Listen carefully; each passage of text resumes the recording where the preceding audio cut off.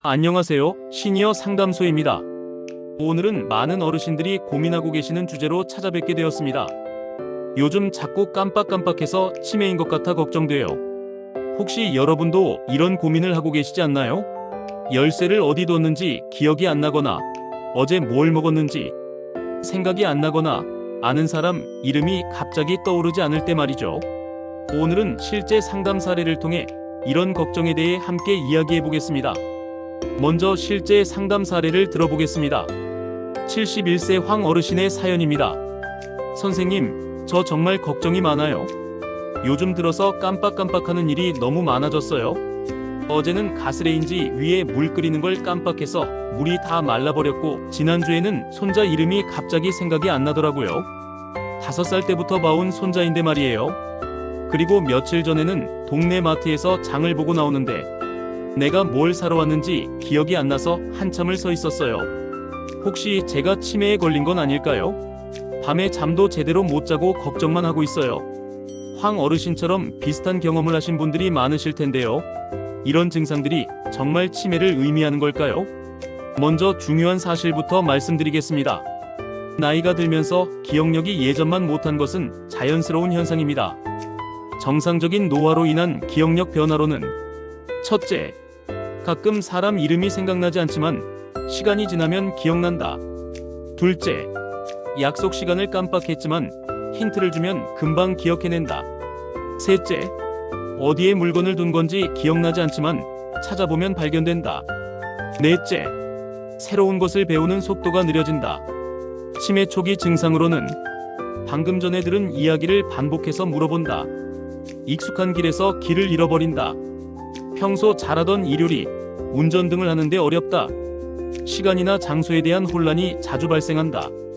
성격이나 행동에 변화가 온다. 가장 큰 차이점은 힌트입니다. 정상적인 건망증은 힌트를 주면 기억해내지만 치매는 힌트를 줘도 기억하지 못합니다. 황 어르신의 경우를 다시 보면 손자 이름이 생각나지 않았지만 시간이 지나니 기억이 났고 마트에서도 집에 와서 메모를 보니 뭘 사러 갔는지 기억해내셨다고 하셨습니다. 이는 정상적인 노화 과정에서 나타나는 건망증에 가깝습니다. 기억력 저하에 다양한 원인이 있는데요. 기억력이 떨어지는 원인은 치매만이 아닙니다. 첫째, 스트레스와 우울감. 걱정이 많거나 마음이 우울하면 집중력이 떨어져 기억력도 나빠집니다. 코로나19로 인한 사회적 고립감도 영향을 줄 수 있습니다. 둘째, 수면 부족. 충분한 잠을 자지 못하면 기억력이 현저히 떨어집니다. 밤에 자주 깨거나 수면의 질이 나쁜 경우 특히 그렇습니다. 셋째, 약물 부작용. 일부 혈압약, 수면제, 항우울제 등이 기억력에 영향을 줄 수 있습니다. 복용 중인 약물이 있다면 의사와 상담해 보세요. 넷째, 영양 부족. 비타민 B12, 엽산 부족은 기억력 저하를 일으킬 수 있습니다. 규칙적인 식사와 균형 잡힌 영양 섭취가 중요합니다. 황 어르신의 경우 상담을 통해 최근에 배우자를 잃으신 슬픔과 혼자 생활하는 것에 대한 스트레스가 큰 것으로 나타났습니다.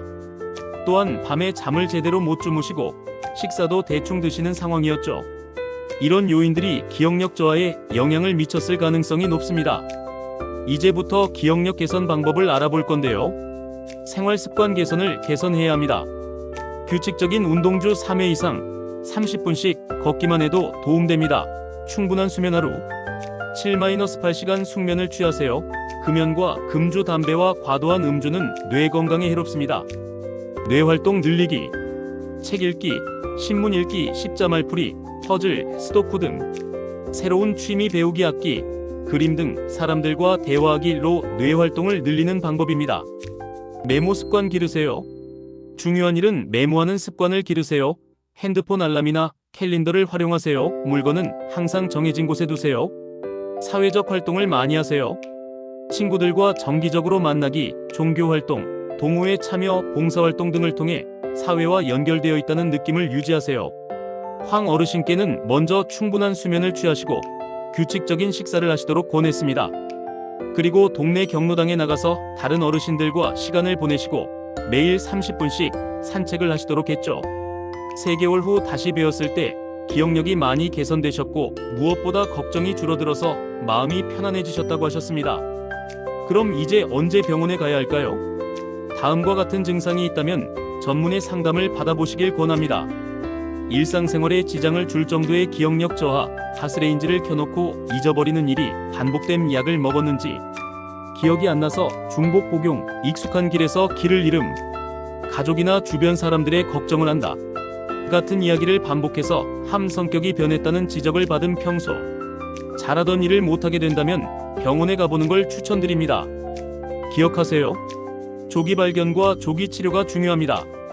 부끄러워하지 마시고 전문의와 상담해보세요.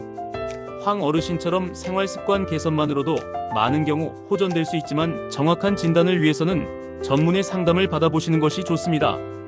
오늘 말씀드린 내용을 정리하면, 첫째, 나이가 들면서 기억력이 예전만 못한 것은 자연스러운 현상입니다. 둘째, 기억력 저하의 원인은 다양하며 대부분 개선 가능합니다. 셋째, 규칙적인 생활과 뇌활동으로 기억력을 유지할 수 있습니다. 넷째, 일상생활에 지장을 줄 정도라면 전문의 상담을 받아보세요. 가장 중요한 것은 너무 걱정하지 마시라는 것입니다. 과도한 걱정은 오히려 스트레스가 되어 기억력을 더 떨어뜨릴 수 있습니다. 황 어르신처럼 적절한 관리와 생활습관 개선으로 충분히 좋아질 수 있으니까요. 건강한 생활습관을 유지하시고 가족과 친구들과 즐거운 시간을 보내시길 바랍니다.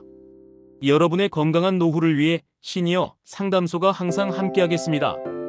구독과 좋아요, 그리고 댓글로 여러분의 경험이나 궁금한 점을 남겨주세요. 다음 시간에 더 유익한 내용으로 찾아뵙겠습니다. 감사합니다.